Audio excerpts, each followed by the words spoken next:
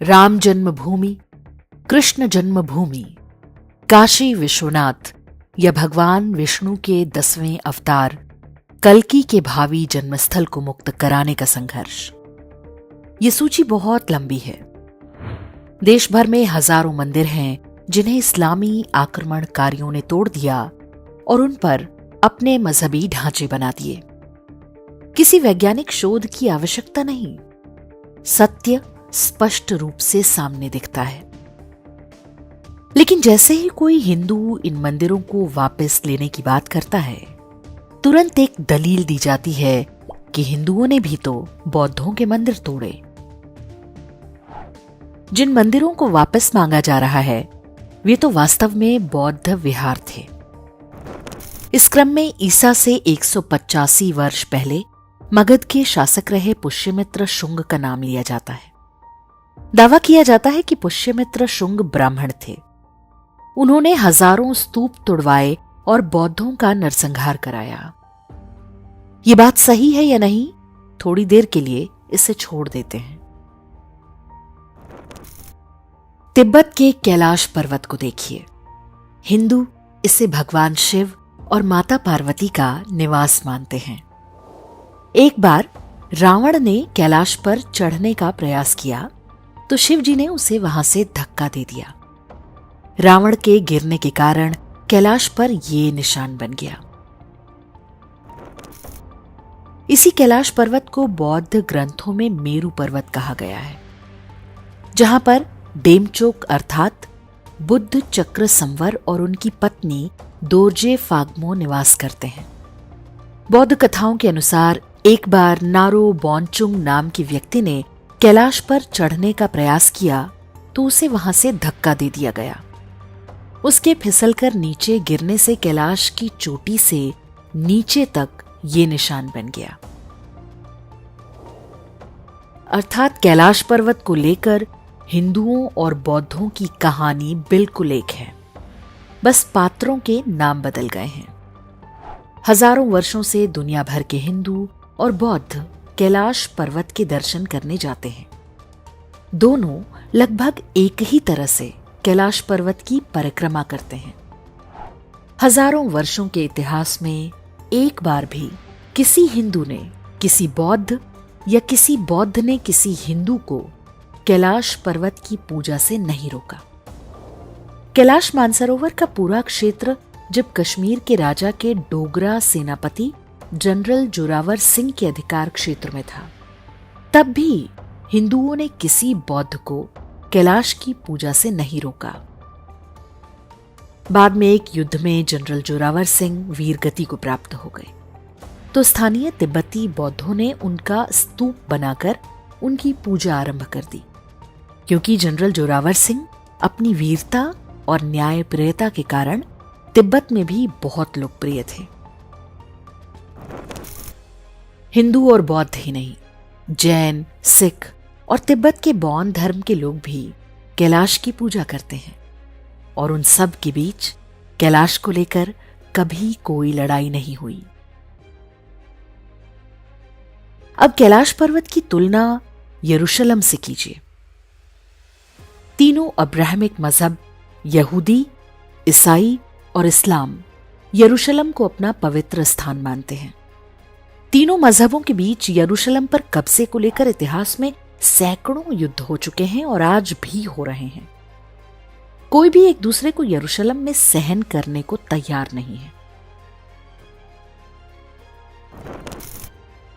कैलाश और यरूशलेम एक उदाहरण है कि आस्था को लेकर सनातन परंपरा के लोग किस तरह से व्यवहार करते हैं और अब्राहमिक मजहबों वाले क्या करते हैं।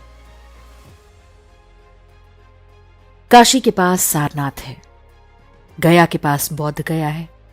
देश भर में ऐसे ढेरों प्राचीन नगर हैं जो हिंदुओं और बौद्धों दोनों के लिए तीर्थ हैं।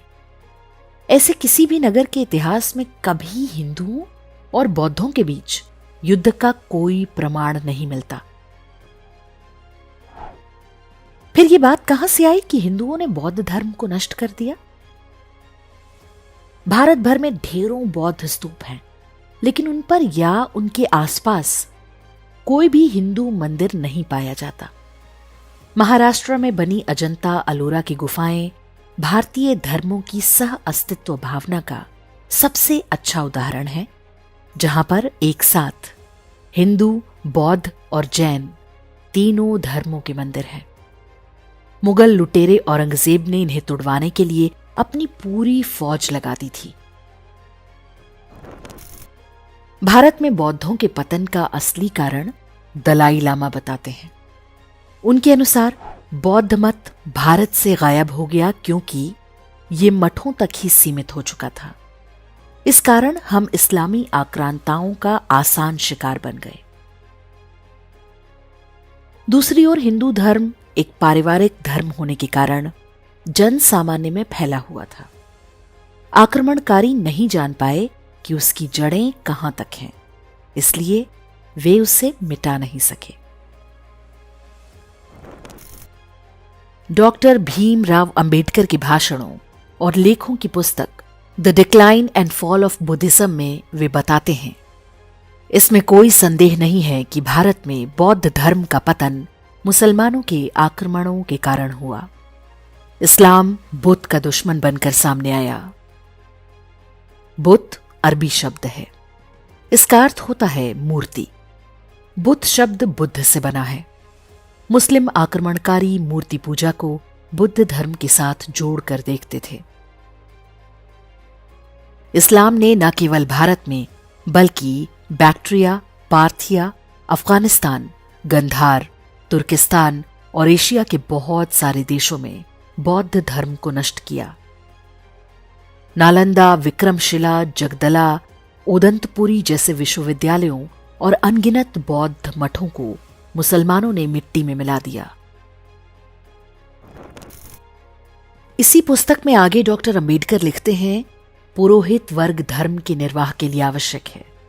इस्लाम की तलवार बौद्ध धर्म के पुरोहित वर्ग पर भारी पड़ी, वो समाप्त हो गया। इस्लामी आक्रमण हिंदुओं की ब्राह्मण पुरोहित व्यवस्था पर भी हुआ, लेकिन वे बच गए, क्योंकि प्रत्येक ब्राह्मण एक संभावित पुजारी है और आवश्यकता पड़ने पर उसे सेवा में नियुक्त किया जा सकता है। उसे दीक्षा की आवश्यकता नहीं होती। बौद्ध धर्म में यह संभव नहीं था। डॉक्टर अंबेडकर दबे स्वरों में मान रहे हैं कि ब्राह्मण पुजारी बचे रहे क्योंकि वे पारिवारिक परंपरा से निकल रहे थे, जबकि बौद्ध मत में ऐसा नहीं होता था। बौद्ध पुरोहित वर्ग को दोबारा स्थापित करने का प्रयास हुआ, किंतु ब्राह्मण परंपरा की तरह वे सर्वोत्तम नहीं थे। डॉक्टर अंबेडकर बौद्ध धर्म के नष्ट होने का कारण मुसलमानों को बताते हैं, लेकिन अपनी पुस्तक revolution and counter revolution in ancient India में लिखते हैं कि कुछ ब्राह्मण राजा बौद्धों पर अत्याचार करते थे, लेकिन ये भी तथ्य है कि कुछ बौद्ध राजा भी हिंदुओं पर अत्याचार करते थे। इसका सबसे बड़ा उदाहरण अशोक था, जिसने अपने राज्य में यज्ञ करने पर भी प्रतिबंध लगा दिया था। अशोक के समय ही हिंदू और जैन विद्वानों को राज्याश्रय मिलना बंद हो गया था। स्पष्ट है कि ये राजनीतिक खींचतान अधिक थी, लेकिन यह भी कुछ गिने चुने राजाओं तक सीमित था। हिंदुओं द्वारा बौद्ध विहार और स्तूप तोड़ने के दावे केवल मार्क्सवादी इतिहासकारों के लेखन में मिलते हैं।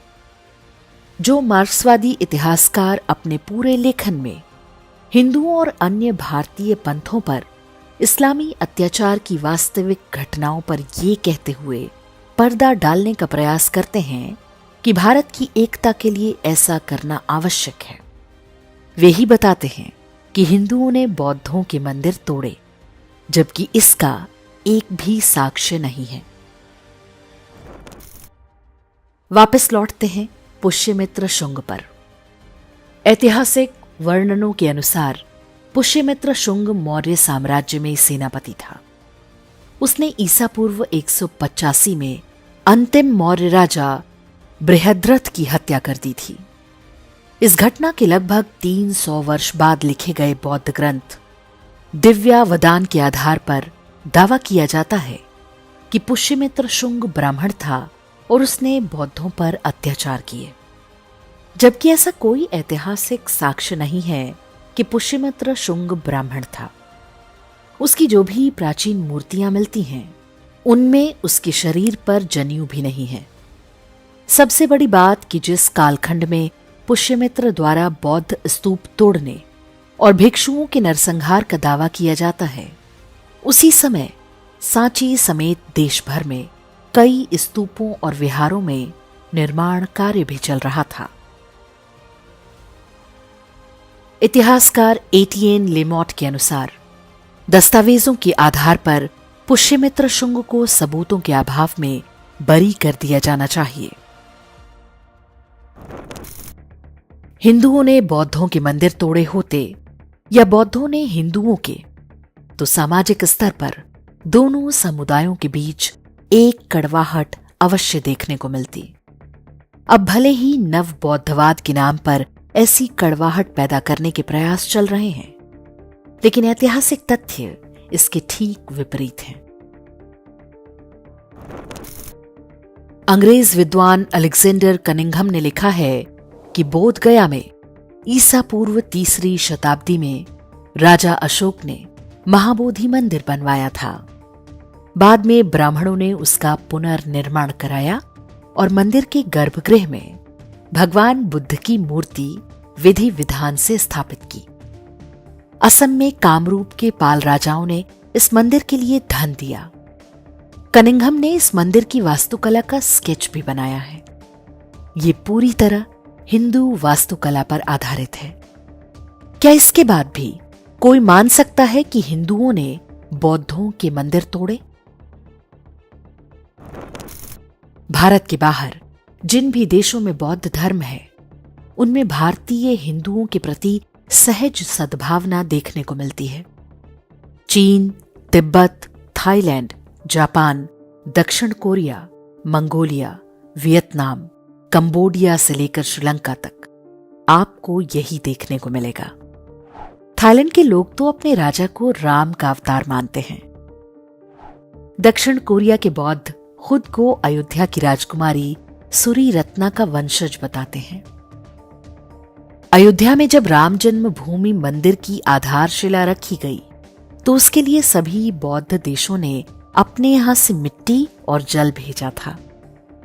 क्या एक दूसरे के मंदिर तोड़ने वाले दो धर्मों के बीच ऐसा सद्भाव संभव है?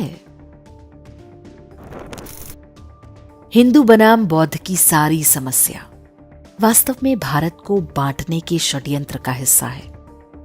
अलग अलग जातियों को बताया जा रहा है कि उन पर बहुत अन्याय हुआ। नया नया एट्रोसिटी लिटरेचर या अत्याचार साहित्य रचा जा रहा है। ये सब करने वाले वही लोग हैं जो वियतनाम से लेकर दक्षिण कोरिया में बौद्ध भिक्षुओं पर अत्याचार करते हैं, जो अफगानिस्तान से लेकर पाकिस्तान तक महात्मा बुद्ध और बौद्ध धर्म के हर चिन्ह को मिटा चुके हैं। यदि हम इतिहास को सही संदर्भ में नहीं देखेंगे, वामपंथी और मजहबी दुष्प्रचारों में फंसे रहेंगे, तो अपने राष्ट्र, समाज और आने वाली पीढ़ियों का सर्वनाश कर बैठेंगे।